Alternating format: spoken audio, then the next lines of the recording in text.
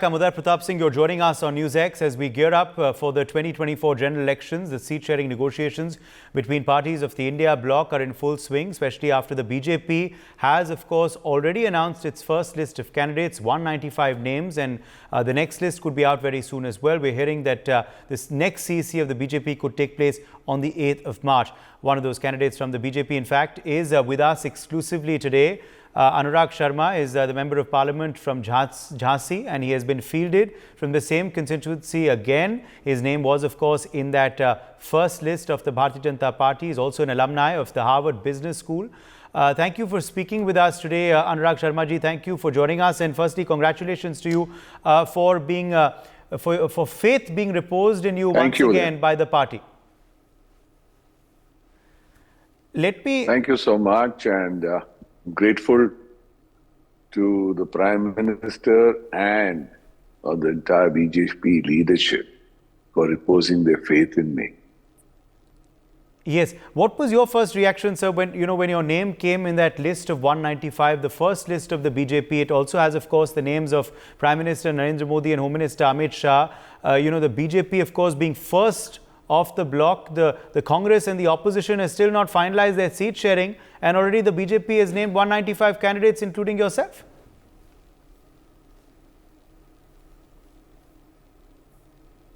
I was grateful to the party, and I was happy I was getting a chance to serve my constituency again. And I live here, and Jhansi is extremely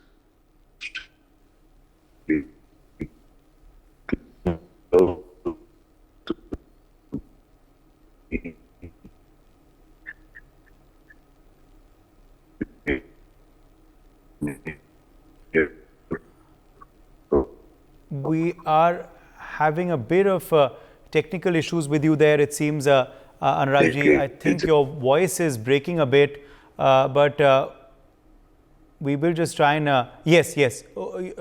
You're kind of back with us. Your voice was breaking a bit. Can you hear me now? Okay, yes, you're back with us, Anurag Sharma. Please go ahead. Complete your point on, of course, what you were saying about being given another chance to contest and serve Jhansi for the next 5 years as well.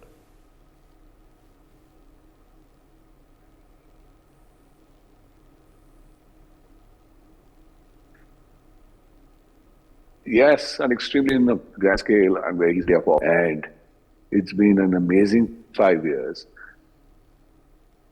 where whatever is our wish list in Bundelkhand, especially for Jhansi and Lalitpur, has been fulfilled by the Honorable Prime Minister. So I'm so grateful to be able to get another chance to work with him again. Yes. How much, development has been able to, take place in Jhansi, in Bundelkhand in the last 5 years, sir, under your term and under the term of NDA? Okay.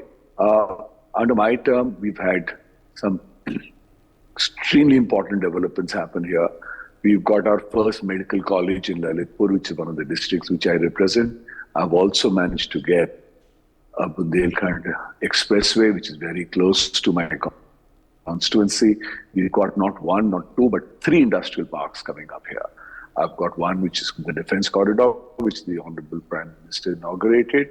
We've just announced what is called the BIDA. BIDA is Bundelkhand Industrial Development Authorities, coming up in 36,000 acres of land.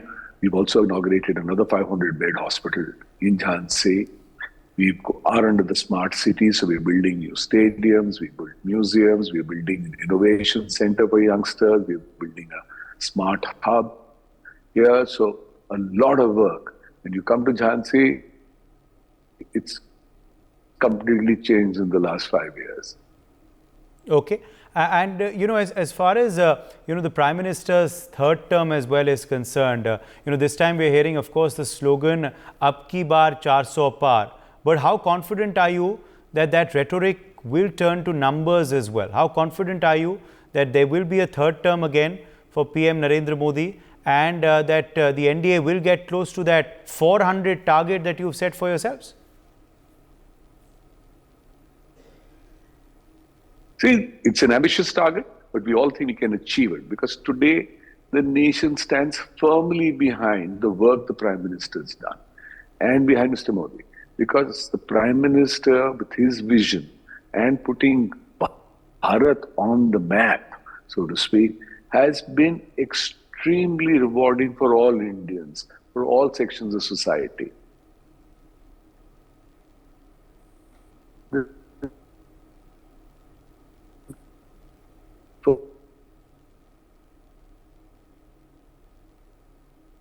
Yes. Okay, I think we're having some network issues there again with Anurag Sharma's connection, unfortunately. But we are also, okay, I will go back to him in just a second, but we're also getting some more breaking news coming in that I want to quickly address.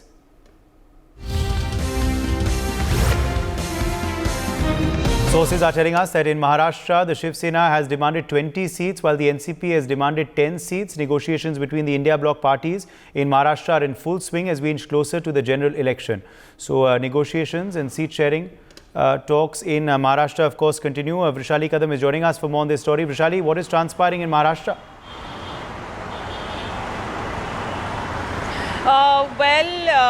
Be it MVA or the Mayuti has not yet disclosed their final seat sharing formula, and as Amit Shah is in Maharashtra tour today and he will be reaching to Mumbai late night, there is a meeting of Mahayuti between Amit Shah, Devendra Fadnavis, Deputy Chief Minister Eknath Shinde, and the Deputy Chief Minister Ajit Pawar. So in that meeting today itself, there is a large possibility that final number will be decided. Whether it will be disclosed by tomorrow or not, that's the biggest question. But yes, the meeting is scheduled between Amit Shah and CM and both the Deputy Chief Ministers in Mumbai at the Sahyadri Guest House late night. So certainly here as we know that Shinde is having 13 seating MPs, so certainly he is demanding more and more, at least 18 seats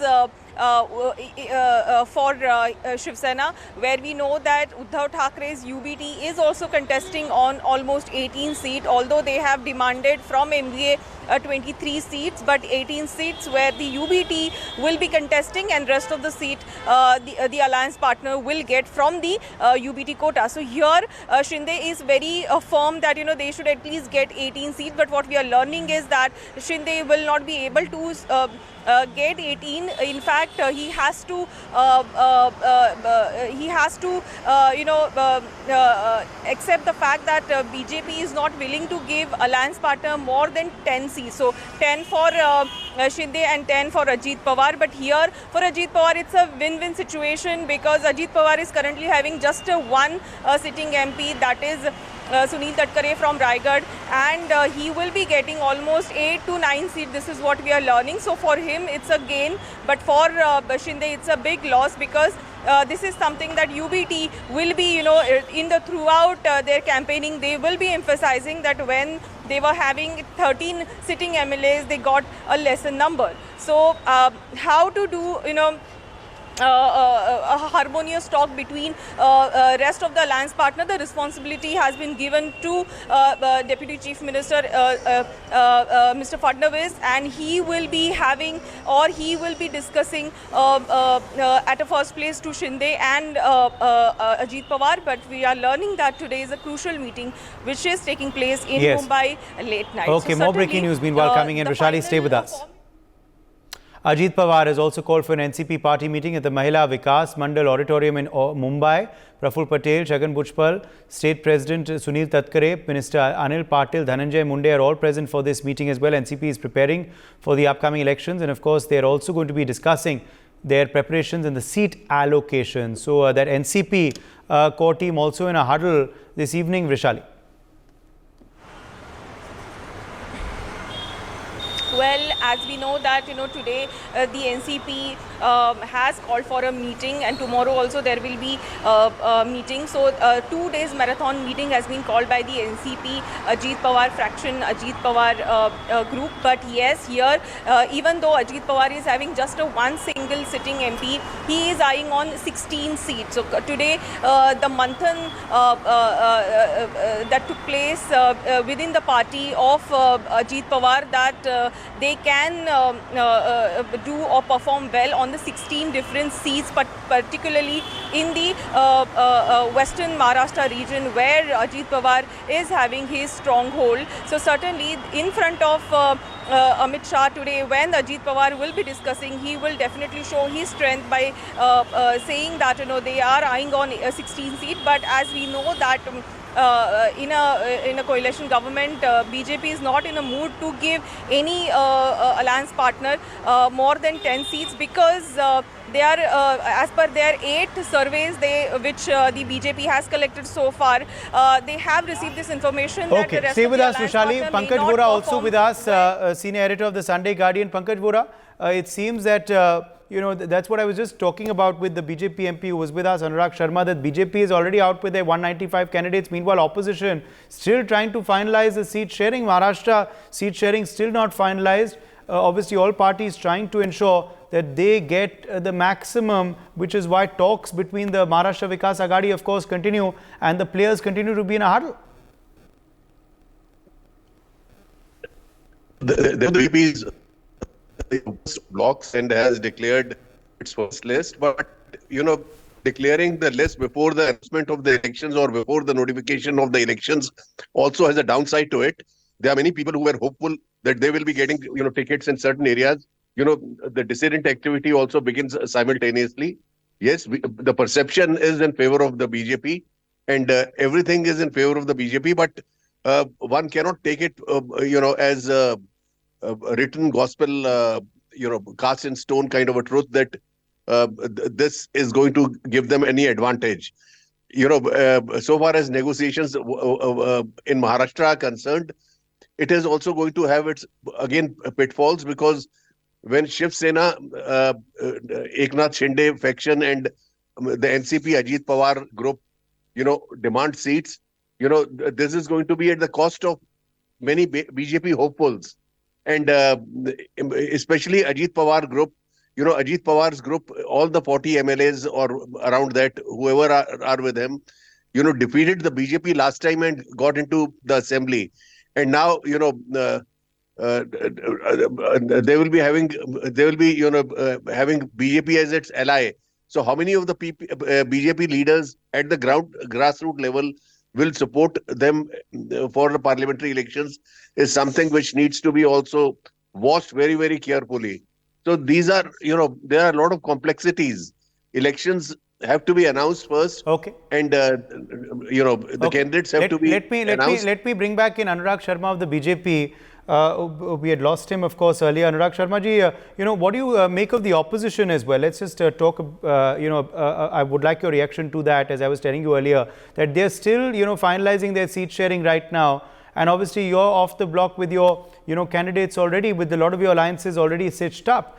We were just talking about Maharashtra, where nothing is final yet between, the opposition, Sharad Pawar, NCP, and Shiv Sena, Uddhav faction, and Congress. Even in UP, the RLD broke away, of course, from the SP, and finally the SP Congress has inked a deal, but still no candidates announced just yet by them. I don't expect them to really announce any candidates too soon, really, because I think there's still a lot of internal bad blood bickering happening on the ground. And what I really see here, even in UP, what's happened over a period of time is the Congress is being dictated to. So getting whatever is leftovers, they're not really going to end up winning any seats. Yes. True. Another aspect that I would like to want your comment on is the Parivar debate as well, which has erupted. Lalu Prasad Yadav and other opposition leaders, again making personal jibes on the Prime Minister, saying he has no Parivar.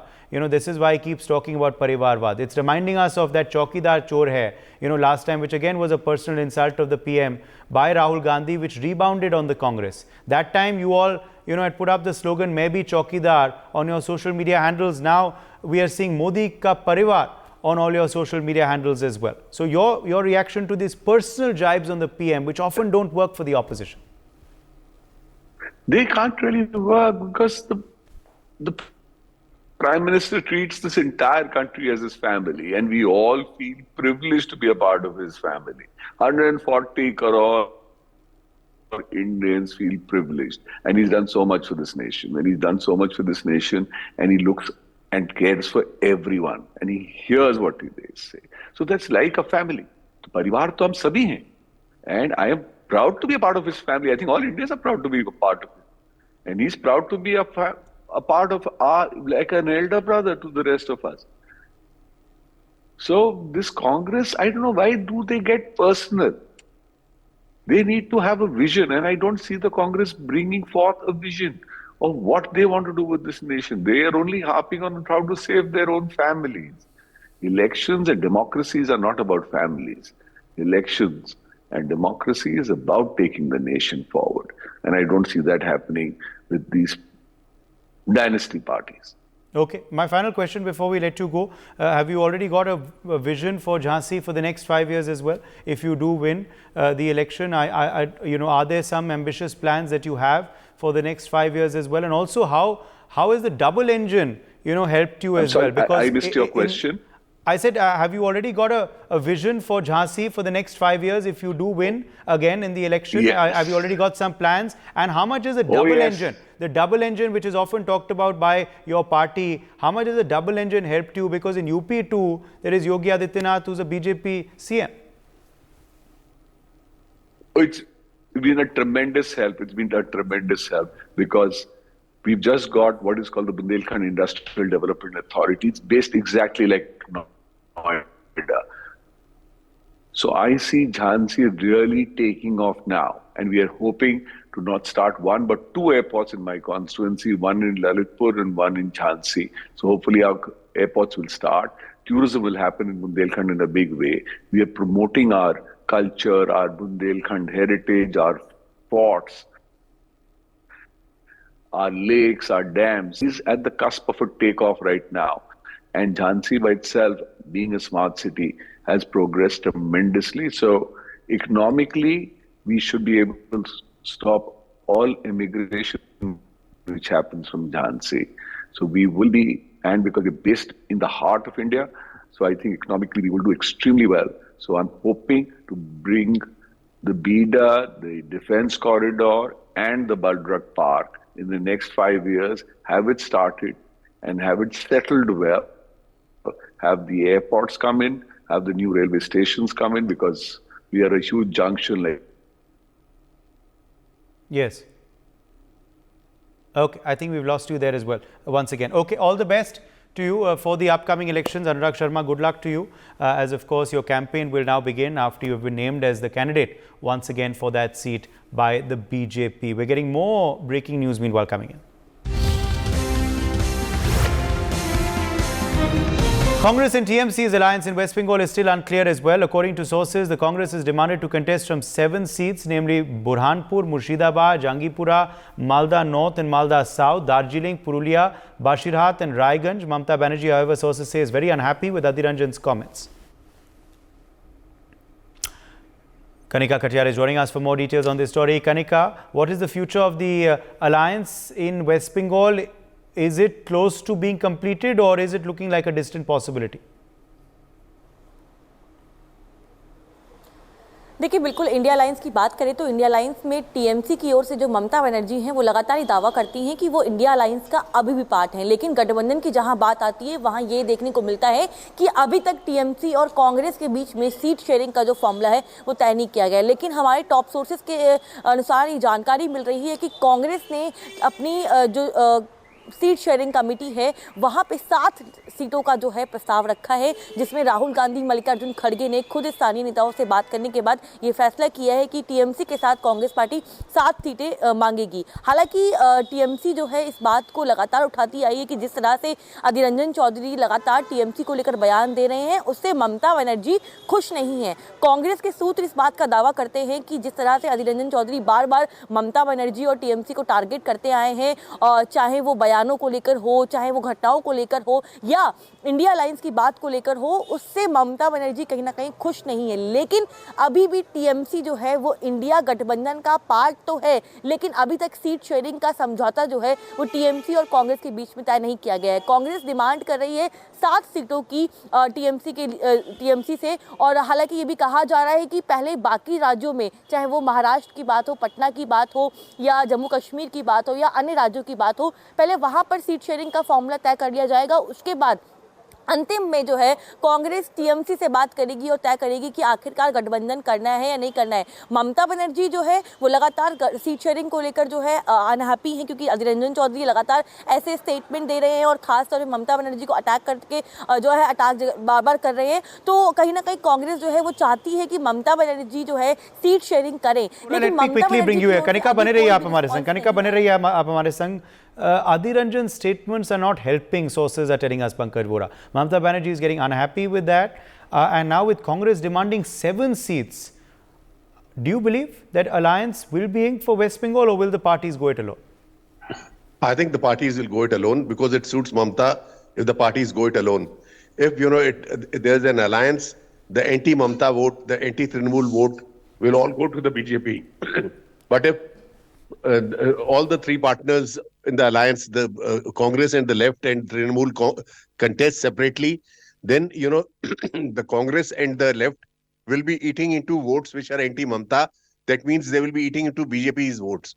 So it suits strategically for the India partners to go separately in Bengal, like it suits them to go separately also in Punjab. So this is an assessment based on whatever feedback I've been getting, and I think if they may be unhappy, Mamta may be, thinking that some of the seats, and Adhir Ranjan Chaudhary, has been speaking out of turn and has been very harsh on her. So she may be unhappy with that.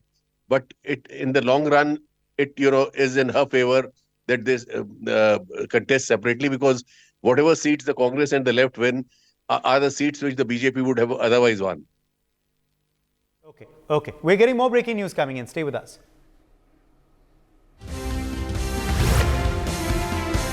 The Congress party, as sources tell us, is pitching to get the Valley seats in J&K, but Farooq Abdullah is hesitant to give them up. While in Bihar, the RJD and the Congress have formed an alliance, with the Congress is demanding 9 to 10 seats. So nothing finalized.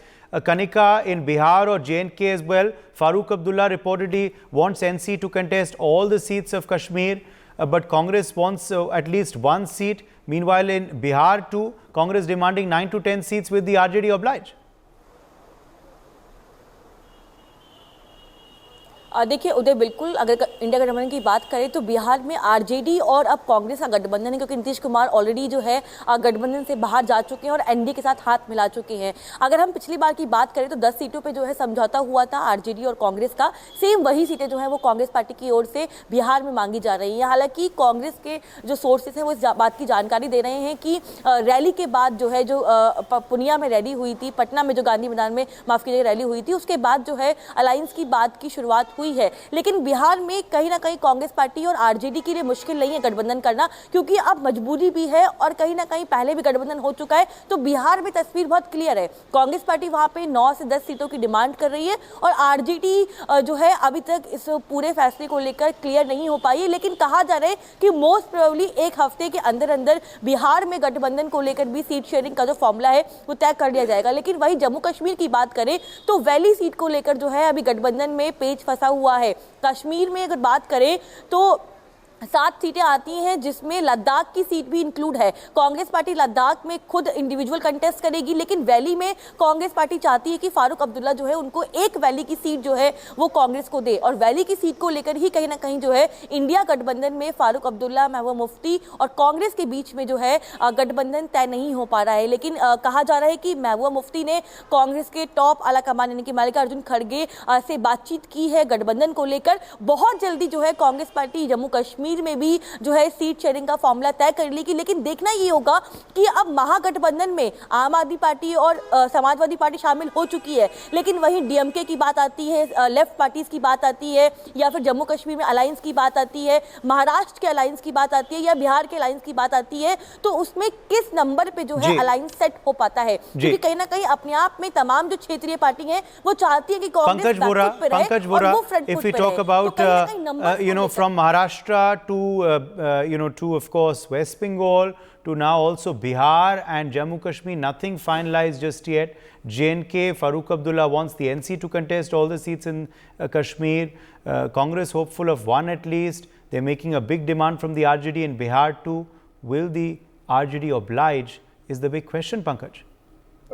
The thing is that, so far as the alliance goes, the India bloc goes, they are treating the elections as a grand Indian wedding, where till the last moment, things, keep on happening, and then the barat comes and the marriage takes place, and the bride and bridegroom go away.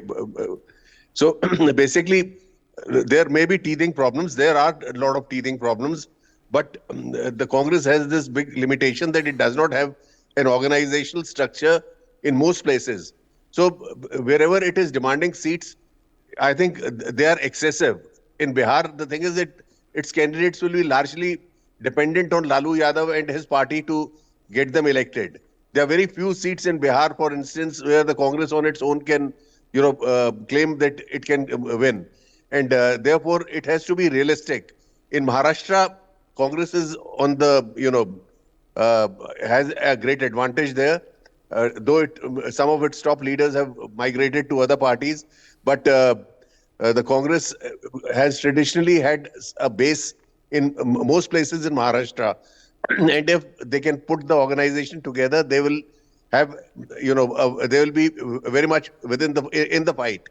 In Jammu and Kashmir, the Congress may be demanding the Valley seats because the Congress feels that if it, foregoes the Valley completely, then as a both the national parties will have no presence left in the Valley, and Congress will be happy if it can get the Anantnag seat. Yes, and and that is what is being negotiated, and the NC and PDP can set amongst themselves with the other 2 or 3 seats, whatever have to be done. In Jammu region, Congress is strong and will be contesting Udhampur and Jammu perhaps. So, though NC also has a good presence in Udhampur, so one has to wait and watch. But I don't think these last-minute things are going against the alliance. This was expected, and this is happening on the expected lines. Let the elections be notified first. That is what is important. Okay. Then everything will fall in place. Okay, Pankaj Vora, we leave it at that. Thank you for joining us with your perspective. Also, thanks to Kanika, who joined us earlier. Now we have another special guest joining us on the broadcast. We have Basuri Swaraj with us live. She's also someone whose name was in the first list of the BJP. And of course, she's been put up from the New Delhi seat this time around. Basuri Swaraj, welcome. Thank you so much for being with us. Basuri, of course, is an advocate in the Supreme Court of India with more than 15 years of experience. She's also, of course, the daughter of former Union Minister Sushma Swaraj. Do you believe that the people of Delhi will repeat 2019 and 2024 like they did in 2019? All seats of Delhi went to the BJP. Are you hopeful of that strong showing once again, Basuri Swaraj? And of course, one of them then will be your seat of New Delhi as well. Oh, certainly. In fact, Delhi is going to repeat 7-0, all 7 seats in favor of the Bharatiya Janata Party because of our Yashashvi Pradhan Mantri Shri Narendra Modi ji. Because Modi ji's guarantee is a promise of all promises. Modi की guarantee पूरी होने की guarantee है, सुशासन का आश्वासन है, and that is why the people of Delhi are going to ensure that all 7 seats are going in favor of the Bharatiya Janata Party. But don't you believe, the AAP and the Congress contesting together could pose a serious challenge to you in Delhi? Because the last time around these parties had contested separate. Now the AAP and the Congress have forged an alliance for Delhi. No, certainly not. especially because the India alliance between the Aam Aadmi Party and the Congress is wedged on selfishness. It's a very unnatural alliance. If you look at the past, then the Aam Aadmi Party has always come to power by unseating the Congress, whether it is the Punjab state or whether it is Delhi. It's interesting that Aam Aadmi Party has always cannibalized its own ally to come to power. Also, when an alliance is wedged on selfish interest, then national interests are always sacrificed. I'll give a very simple example. What happened in Sandesh Khali, the horror of Sandesh Khali, my God, it is unimaginable. It shook the conscience of every single Bharatiya, but not a single member of the India alliance, either the Congress leaders or the Aam Aadmi Party leaders, never spoke about it. They remained silent. Similarly, when there were such serious allegations qua an Aam Aadmi Party leader about molesting a minor, a 14-year-old girl, once again, the Aam Aadmi Party leaders remained silent, and even the Congress leaders did not speak about it in Delhi. This just goes and shows that an issue of women's security, such an important national issue, even then, they were busy with following the Gathbandhan Dharma, and they sacrificed Rashtra Dharma and Raj Dharma. What values did you learn from your late mother, Sushma ji? I have to ask you, Basuri, that you would live by now as you embark upon your journey as a politician, your first electoral contest. I would say that I'm a distillation of her values. My mother invested a lot of herself in me. She was an amazing mom.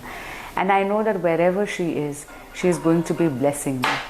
But I also see one very important prediction that she made coming to fruition.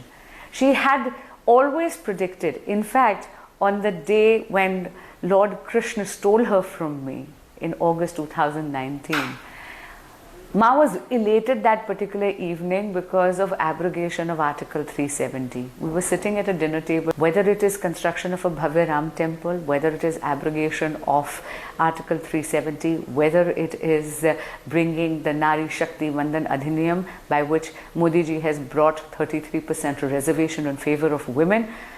My mother was right. Modi ji is fulfilling every single promise that was enunciated in the manifesto of the Bharatiya Janata Party. Yes. Do you feel, Basuri, that now the Modi Ka Parivar campaign, which we're seeing all over social media now, will resonate like the Maybe Chokidar campaign did with voters in 2019? That also was a personal jibe on the Prime Minister. Of course, you countered it by saying Maybe Chokidar. That's something that was posted all over social media by your supporters and also by your senior leaders. We're seeing that again with this Modi Ka Parivar slogan. Oh, absolutely. Absolutely. He is not just the Prime Minister of the country, he is also the Pradhan Sevak of this country, and he has always treated every single Bharatiya as his parivar, as his family members. We are all proud to be Modi Ka Parivar. All right. Basuri Swarar, thank you very much for joining us with your perspective on that big story, and we're wishing you all the very best now, as of course your campaign will take shape, and good luck for the upcoming elections which you're contesting.